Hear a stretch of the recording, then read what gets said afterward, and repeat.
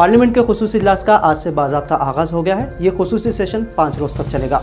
खुसूसी पार्लिमानी session के पहले रोज़ parliament की पुरानी इमारत में मुल्क की आज़ादी के बाद 75 साल पार्लिमानी सफ़र और दस्तूर हिंद की बुनियादों को मजबूत करने वाले सियासी क़ायदीन की जद्दोजहद और इक़दामात की सताइश की गई, जिसमें पहली बार वज़ीर-ए-आज़म नरेंद्र मोदी ने साबिक़ वज़ीर-ए-आज़म जवाहरलाल नेहरू के कारनामों की सताइश की।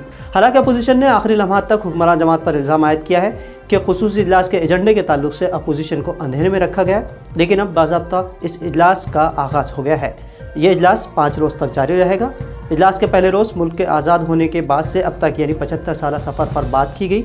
दूसरे रोज़ यानी 19 सितंबर को पार्लियामेंट की नई इमारत में इजलास की कार्रवाई को आगे बढ़ाया जाएगा। राज्यसभा न्यूज़ बुलेटिन के मुताबिक पार्लियामेंट के खुसूसी इजलास में 3 बिल राज्यसभा और 2 लोकसभा में ज़ेर बहस आएंगे। इस तरह से 5 बिलों पर बहस मुतवक्किल है। वो 5 बिल इस तरह है कि post bill office 2023, chief election commissioners और इलेक्शन कमिश्नर्स की तकर्रुरी सर्विसेज और मुद्दत मुलाजिमत बिल 2023, मनसूखी और तरमीमी बिल 2023, एडवोकेट्स तरमीमी बिल 2023 और press and magazine registration bill 2023 शामिल है। इन तमाम बिलों में से इलेक्शन कमिश्नर्स की तकर्रुरी मुलाजिमत की मुद्दत का बिल सबसे अहम है और इस बिल को लेकर खुसूसी सेशन में हंगामे का इम्कान है, क्योंकि सुप्रीम कोर्ट ने इस मामले में 3 रुकनी पैनल बनाने की बात कही थी। उस कमेटी में चीफ जस्टिस ऑफ इंडिया, वज़ीर-ए-आज़म और अपोजिशन लीडर की शमूलियत की बात कही गई थी, लेकिन ऐसे लगता है कि हुकूमत चीफ जस्टिस ऑफ इंडिया को ही बाहर का रास्ता दिखाने के फिराक में है। इसीलिए चीफ इलेक्शन कमिश्नर्स और कमिश्नर्स बिल को लाया गया है। अब सीजेआई यानी चीफ जस्टिस ऑफ इंडिया की जगह मरकजी काबीना वजीर को शामिल करने की खास आराइयाँ जारी है। अगर ऐसा होता है तो हुकूमत अपने मकसद में कामयाब हो जाती है। मुल्क में मुस्तक़बिल के सियासी मंजरनामे का तस्वुर ही महाल होगा।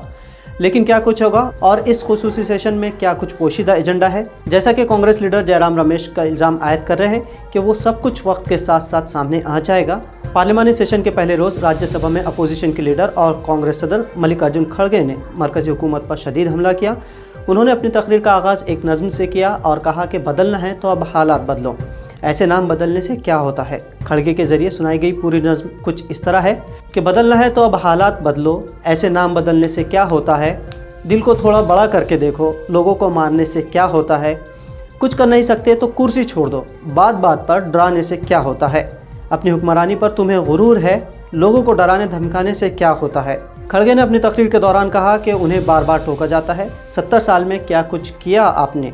हमने 70 साल में इस मुल्क की जमहूरियत को मजबूत किया। हमारे नड्डा साहब हमें छोटा करने के लिए इंडी बोलते हैं। नाम बदलने से कुछ नहीं होता, हम हैं इंडिया। कांग्रेस सदर ने पीएम मोदी की खामोशी पर भी नुक्ताचीनी की और कहा कि अटल बिहारी वाजपेयी ने अपने दौर में 21 बार बयान दिया है, मनमोहन सिंह ने 30 मरतबा बयान दिया और सिर्फ हमारे मौजूदा वज़ीर-ए-आज़म ऐसे हैं जिन्होंने गुज़िश्ता 9 सालों में रिवायती बयानात को छोड़कर सिर्फ 2 बार बयान दिया है। क्या ये जमहूरियत है? अपोजिशन लीडर खड़गे ने मज़ीद कहा कि अब जब के एक मजबूत अपोजिशन है तो ईडी सीबीआई के ज़रिए उसे कमज़ोर करने पर तवज्जो मरकूज़ की जा रही है। खड़गे ने बीजेपी को वॉशिंग मशीन से तशबीह दी। इतना ही नहीं, अपोजिशन लीडर ने एक बार फिर मणिपुर का इशू भी उठाया और कहा कि वज़ीर-ए-आज़म नरेंद्र मोदी इधर उधर जा रहे हैं, लेकिन उन्हें मणिपुर जाने के लिए फुर्सत नहीं है। पार्लियामेंट के खुसूसी इजलास में बहस में हिस्सा लेते हुए कांग्रेस लीडर अधीर रंजन चौधरी ने कहा कि लोगों के जहनों में खौफ है कि ये मुल्क एक ही पार्टी की आमरीत पर चल रहा है। अपोजिशन पार्टियों की क़यादत वाली रियासतों को गैर मुस्तहकम किया जा रहा है और मरकज़ी एजेंसियों का गलत इस्तेमाल किया जा रहा है। उन्होंने मज़ीद कहा कि हिंदुस्तान एक ऐसा मुल्क है जहाँ कभी भी कसरत में वहदत का तस्वुर ख़त्म नहीं होगा और सबकी राय को अहमियत दी जाएगी। यहाँ शमूलियत नहीं है। आप ये देख सकते हैं कि यहाँ कितने मेंबरान पार्लियामेंट अक़लियती तबके से ताल्लुक़ रखते हैं। हमें अपनी आना को ख़त्म करना चाहिए। पार्लियामेंट का खुसूसी इजलास तो शुरू हो गया है। इस इजलास में चूँकि हुकूमत का एजेंडा आर्जी है, इसलिए इस बात की गुंजाइश है कि ऐन वक्त पर इजलास में नए क़वानीन और दीगर मुद्दे पेश किए जा सकते हैं और हुकूमत को इस बात का इख्तियार भी हासिल है। ऐसे में खुसूसी इजलास पर मुल्क भर की निगाहें मरकूज़ रहेगी और हुकूमत की मंशा क्या है ये जानने की कोशिश की जाएगी।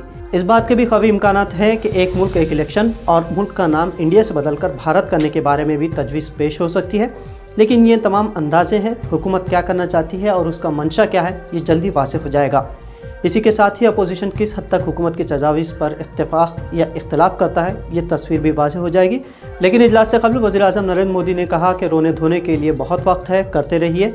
पीएम मोदी का ये इशारा अपोजिशन की तरफ था या किसकी तरफ ये वाज़ेह नहीं हो सका है, लेकिन अपोजिशन लीडरों ने पीएम के इस बयान पर सख्त नुक्ताचीनी ज़रूर की है। दूसरी तरफ इस खुसूसी इजलास को लेकर अपोजिशन की अपनी तैयारियां हैं। मणिपुर नस्ली तशद्दुद, अडानी मामला, चीन की दरअंदाजी जैसे मुद्दों को लेकर अपोजिशन भी हुकूमत को घेर सकती है। लेकिन जिस अंदाज में हुकूमत ने अपने खुसूसी एजेंडे की पर्दापोशी की है, इससे अवामी सतह पर एक तजस्सुस का माहौल है और मुल्क भर की नज़रें इस इजलास में होने वाली सरगर्मियों पर मरकूज़ है। अब क्या कुछ होगा, इसका अंदाज़ा खुसूसी इजलास के 5 रोज़ा कार्रवाई में सामने आ जाएगा।